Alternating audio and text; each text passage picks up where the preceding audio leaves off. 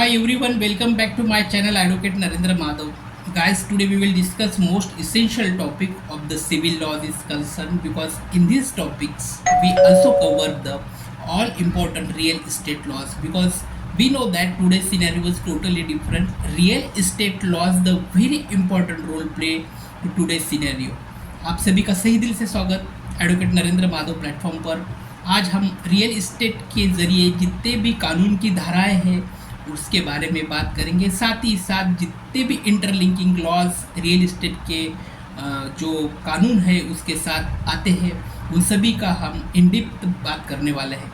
लेकिन सबसे पहले आपसे ये अनुरोध है कि अभी तक आपने हमारे प्लेटफॉर्म को और चैनल को लाइक नहीं किया है तो प्लीज़ लाइक करो, और सब्सक्राइब नहीं किया है तो सब्सक्राइब भी करो, क्योंकि आपके हर एक लाइक करने से हमारा मनोबल बढ़ता है और हम बहुत अच्छी से अच्छी जानकारी आप तक लेके आने में सक्षम रहते हैं। तो बिल्कुल लाइक करना है और सब्सक्राइब भी करना है।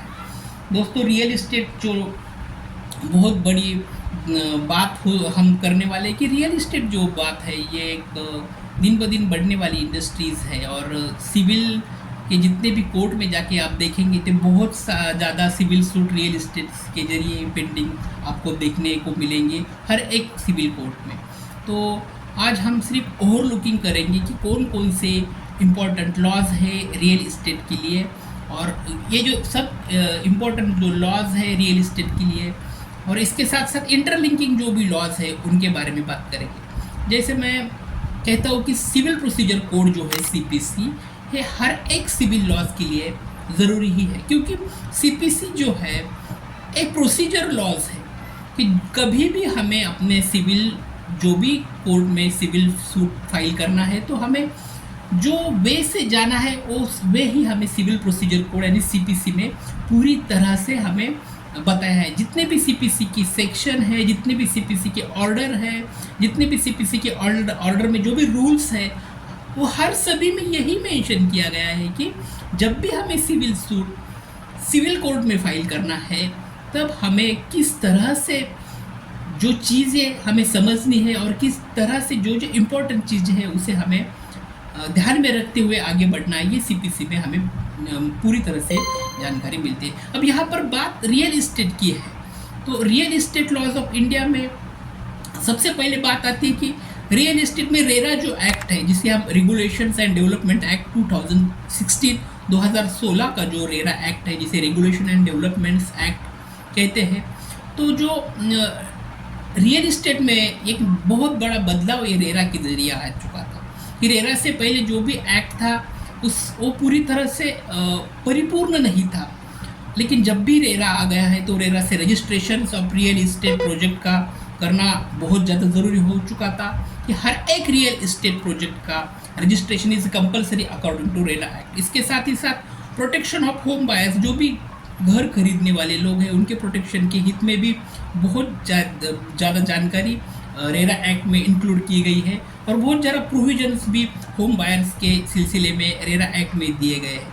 इसके बाद ही establishment of the state RERA authority and appellate tribunals according to RERA act के ज़रिए जो भी स्टेट है उस स्टेट में एक रेरा अथॉरिटीज़ का नवनिर्माण वहाँ पर करना सुनिश्चित किया गया था, और साथ ही साथ एक एपीलेट ट्रिब्यूनल भी रेरा एक्ट के अंतर्गत बनना सुनिश्चित किया गया था। अकॉर्डिंग टू रेरा एक्ट जो भी स्टेट है उस स्टेट को ये पावर मिल चुका था कि हर एक स्टेट अपने अंतर्गत रेरा का ट्रिब्यूनल तैयार करना है, और उसी ट्रिब्यूनल के अंतर्गत रेरा की जो भी केसेस बनती है या फिर जो भी प्रॉब्लमेटिक केसेस है रेरा के अंतर्गत उसको भी चलाने का काम ये रेरा ट्रिब्यूनल करता है।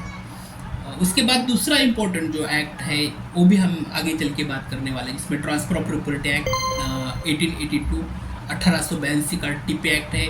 वो बहुत ज़्यादा सुनिश्चित करता है one property transfer to another. ये भी जब भी हम रियल इस्टेट की बात करते हैं तो ट्रांसफ़र ऑफ प्रॉपर्टी को याद में रखिए, हमें आगे चलना पड़ता है।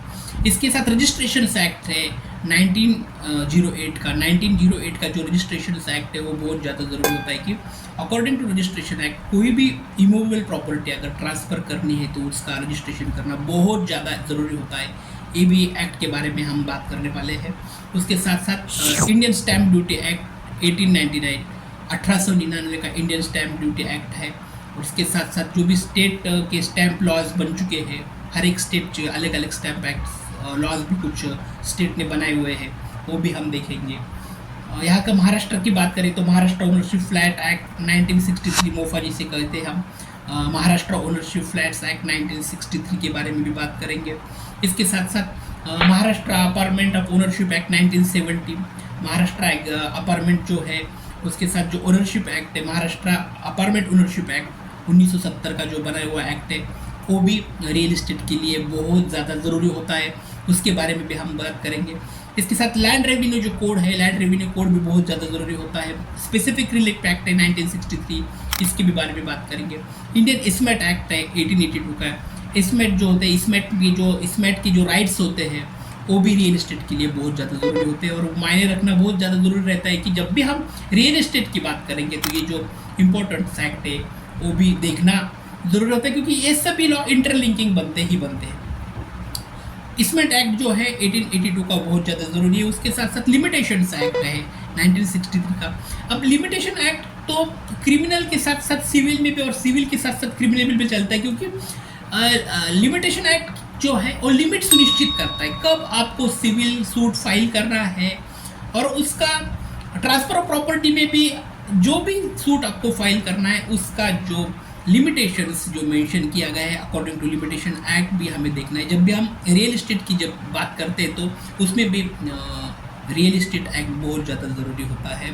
रियल इस्टेट एक्ट में लिमिटेशन एक्ट बहुत ज़्यादा ज़रूरी होता है, क्योंकि लिमिटेशन एक्ट में जब भी प्रॉपर्टी हम हस्तांतर करते हैं एक आदमी से दूसरी तरफ, एक पार्टी को दूसरी पार्टी को जो भी प्रॉपर्टी ट्रांसफ़र करनी होती है, तो अकॉर्डिंग टू लिमिटेशन एक्ट में भी उसका टाइम पीरियड वहाँ पे मेंशन किया होता है, वो भी पढ़ना, उसकी भी स्टडी करना बहुत ज़्यादा ज़रूरी होता है। साथ साथ land acquisition and rehabilitation and resettlement act जो है 2013 का, वो भी बहुत ज़्यादा ज़रूरी है। Land acquisition and rehabilitation and resettlement act है, जो भी झोपड़पट्टी झुग्गी बन जाती है उसके साथ उनका रिहेबिलिटेशन बनना भी बहुत ज़्यादा ज़रूरी होता है। ये भी एक्ट की हम बात करेंगे। ये जो रियल इस्टेट की जो हम पूरी तरह से सीरियल बना रहे हैं वीडियो की, उसमें ये सभी एक्ट आएंगे। उसके साथ साथ जब भी एखादे बिल्डर के साथ एखादा जो कस्टमर है उसका भी अगर कोई विवाद बढ़ता है तो कंज्यूमर फोरम आता है, तो कंज्यूमर प्रोटेक्शन एक्ट उसका जो डेवलपमेंट हुआ है 2019 में, जो कंज्यूमर प्रोटेक्शन एक्ट में अमेंडमेंट बनी है और नया कंज्यूमर प्रोटेक्शन एक्ट 2019 में आया है, उसके बारे में भी बात करेंगे। तो real estate laws in India एक बहुत बड़ी सीरीज़ आप लेके आ रहे हैं।